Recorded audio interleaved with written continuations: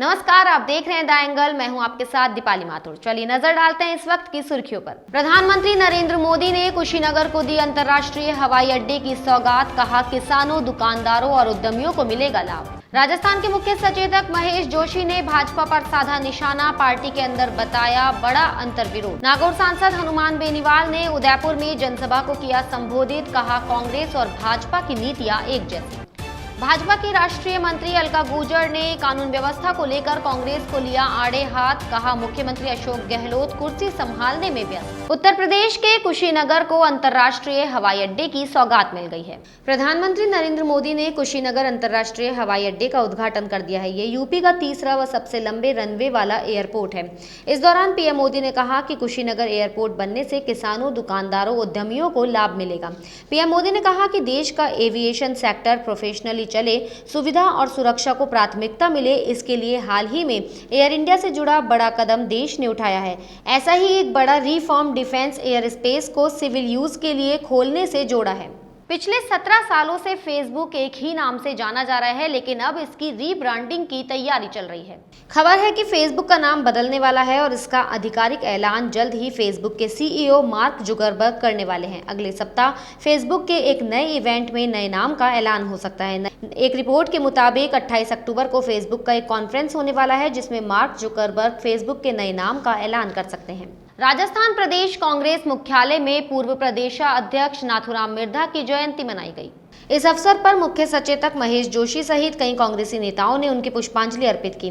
Media से बातचीत करते हुए जमवा रामगढ़ की घटना का जिक्र करते हुए कहा कि जो दोषी है वो पकड़ा जाएगा। वहीं ग्रेटर नगर निगम की महापौर शील धबाई के मुद्दे पर मुख्य सचेतक ने कहा कि भाजपा को संदेह है, उनमें अंतर्विरोध है। बेसिकली एफआईआर गलत है। एफआईआर वो ये बता रहे हैं कि सारा मामला जो है वो राजस्थान का है, जयपुर का है, तो उसकी एफआईआर दिल्ली में कैसे हो सकती है। और अगर ये एक बार ऐसी परंपरा बन गई तो कुछ केरल वाला दिल्ली में एफआईआर कराएगा, राजस्थान में कराएगा, राजस्थान वाला कहीं कर्नाटक में कराएगा, हिमाचल में कराएगा, लेह लद्दाख में कराएगा। तो ये परंपरा नहीं होनी चाहिए। ये संवैधानिक भी नहीं है और मैं कह सकता हूँ कि इस तरह की परंपराओं को बढ़ावा नहीं दिया जाए। राष्ट्रीय लोकतांत्रिक पार्टी के संयोजक व नागौर सांसद हनुमान बेनीवाल उदयपुर के दौरे पर रहे। इस दौरान उन्होंने आरएलपी उम्मीदवार उदयलाल डांगी के समर्थन में जनसंपर्क नुक्कड़ सभाओं को संबोधित किया। उन्होंने कहा कि कांग्रेस और भाजपा की नीतियां एक जैसी है और इनसे पूरे प्रदेश की जनता परेशान है। रालोपा जनता को नया विकल्प दे रही है। उन्होंने कहा कि देश 1947 में आजाद हुआ, परंतु राजनीतिक रूप से जो हक आमजन को मिला उसका उपयोग इस बार सही दिशा में करना है और वल्लभनगर विधानसभा से बोतल के चिन्ह पर मतदान करना है। सांसद बेनीवाल ने कहा कि वो मेवाड़ के मान सम्मान की लड़ाई में कोई कसर नहीं रखेंगे। भाजपा की राष्ट्रीय मंत्री अलका गुर्जर ने राजस्थान में बिगड़ती कानून व्यवस्था को लेकर प्रहार किया है। जमवा रामगढ़ में वृद्ध महिला की सरेआम निर्मम हत्या करने पर उन्होंने राज्य सरकार पर प्रहार किया। राष्ट्रीय मंत्री अलका गुर्जर ने मुख्यमंत्री गहलोत पर निशाना साधते हुए कहा कि वे अपनी कुर्सी संभालने में व्यस्त हैं। कांग्रेस का शीर्ष नेतृत्व राजस्थान को छोड़कर बाहर से नारे देते हैं कि लड़की हूं, लड़कर रहूंगी। उन्होंने कांग्रेस शीर्ष नेतृत्व से कहा कि प्रदेश में महिला अत्याचार लगातार बढ़ रहे हैं। जमवा रामगढ़ थाना क्षेत्र में एक महिला की दिन दहाड़े पैर काटना और फिर निर्मम हत्या हो जाना राजस्थान में बढ़ते हुए अपराधों की तरफ इंगित करता है। राजस्थान शांत प्रदेश रहा है, लेकिन मुख्यमंत्री जी कुर्सी मंत्रालय संभालने में व्यस्त हैं।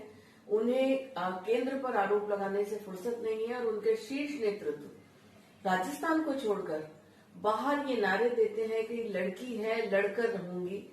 मैं उनसे आग्रह करती हूँ कि राजस्थान भी पधारें। ये भी हिंदुस्तान का ही एक प्रदेश है और यहाँ महिलाएं सबसे ज्यादा त्राहिमाम कर रही हैं। महिला अपराध का आंकड़ा दिन प्रतिदिन बढ़ता जा रहा है। दलित यहाँ परेशान है। तो ये ट्विटर की राजनीति से बाहर निकलें, डिजिटल वर्ल्ड से बाहर निकलें और वास्तविकता देखें। और जहाँ कांग्रेस शासित प्रदेश है, कम से कम उन क्षेत्रों के तो वो सुध लें। राजस्थान भाजपा के प्रदेश प्रवक्ता रामलाल शर्मा ने बेरोजगारों के अनशन को लेकर प्रदेश सरकार को आड़े हाथ लिया है। उन्होंने कहा कि प्रदेश में भर्तियों में हुई धांधली को लेकर वे आमरण अनशन कर रहे हैं। भर्तियों में हुई धांधलियों के साक्ष्य सामने आने के बाद भी सरकार उन भर्तियों को निरस्त नहीं कर रही है। सरकार को उनकी मांगों पर विचार करना चाहिए, लेकिन सरकार हठधर्मिता कर रही है। प्रदेश प्रवक्ता रामलाल शर्मा ने कहा कि आने वाले समय में जनता इसका जवाब जरूर देगी। राजस्थान में बेरोजगार संघ के तत्वाधान के अंदर कई दिनों से आमरण अनशन चल रहा है। उनके कई कार्यकर्ता आमरण अनशन के ऊपर है और अब उनकी तबीयत भी बिगड़ती हुई दिखाई दे रही है। प्रदेश के अंदर रिक्त पदों के ऊपर भर्तियों को लेकर जो भर्तियां हुई है उनकी धांधली को लेकर, जो धांधली के उपरांत सारे एविडेंस साक्ष्य सामने आ चुके हैं, लेकिन उसके बावजूद भी उन भर्तियों को निरस्त करने का काम सरकार नहीं कर रही है। इन तमाम मांगों को लेकर बेरोजगार संघ जो धरने के ऊपर बैठा हुआ है, सरकार को सहानुभूतिपूर्वक उनकी मांगों के ऊपर विचार करना चाहिए और लोकतंत्र के अंदर जन भावनाओं के आधार के ऊपर निर्णय लेना चाहिए। लेकिन सरकार हठधर्मिता के ऊपर उतारू है।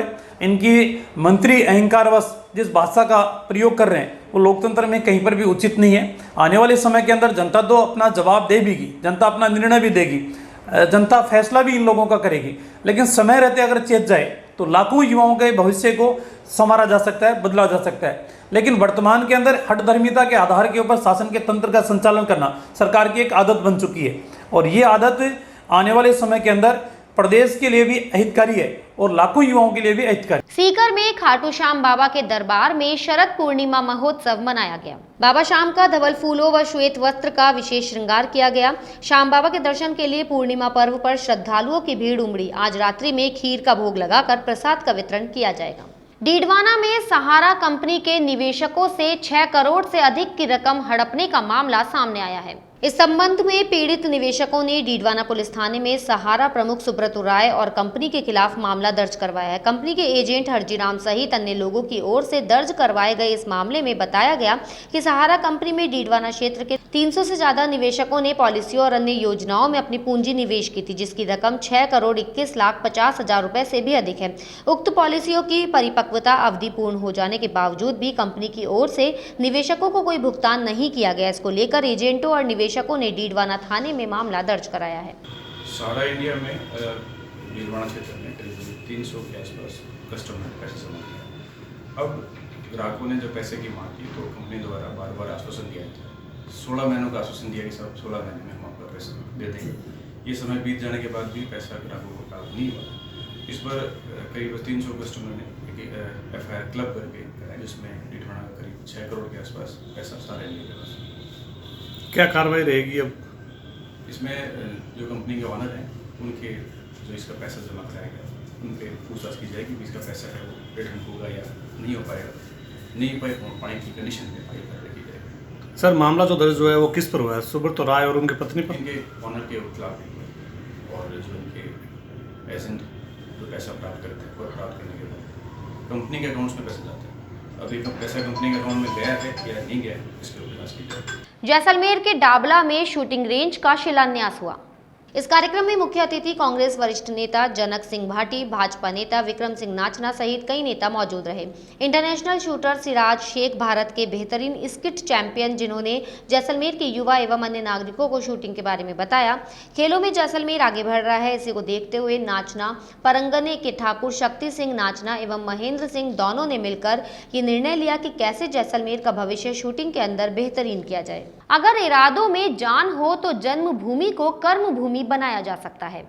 जिसके इरादे नेक हो और कुछ करने का जज्बा हो वो कुछ भी कर सकता है। ये कहानी जोधपुर जिले के छोटा सा ग्राम बिराई के शारीरिक शिक्षक बिरमा राम सांखला की है। उन्होंने शारीरिक शिक्षक पद पर रहते हुए सॉफ्टबॉल में राज्य स्तरीय नेशनल लेवल तक टीम का प्रतिनिधित्व किया तथा सॉफ्टबॉल के कोच के रूप में आपने बेहतरीन सेवाएं दी है। बिरमा राम सांखला ने राजकीय उच्च माध्यमिक विद्यालय बिराई में शारीरिक शिक्षक पद पर कार्यभार ग्रहण कर लिया। उन्होंने कहा कि बिराई विद्यालय में football, basketball, volleyball, table tennis तथा सॉफ्टबॉल के खिलाड़ियों को अंतर्राष्ट्रीय स्तर तक पहुंचाने के लिए वे अपनी जी जान लगा देंगे।